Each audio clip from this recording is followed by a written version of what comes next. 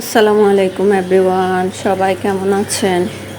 তো সেদিন আমার ছোট ছেলের বার্থডে ছিল, তো কিছু অংশ আপনাদের সাথে শেয়ার করছি।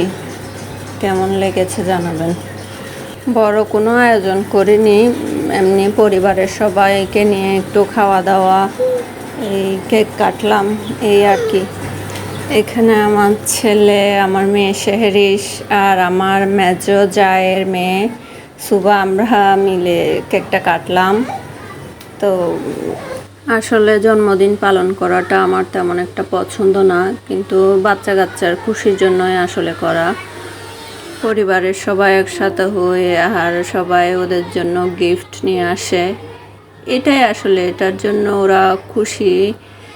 তো ওরা খুশি হয় আসলে, ওই জন্যই করা। কিন্তু বার্থডে তেমন একটা যে আমার পছন্দ সেটা না। তো কেমন লেগেছে জানাবেন সবাই। আল্লাহ হাফেজ।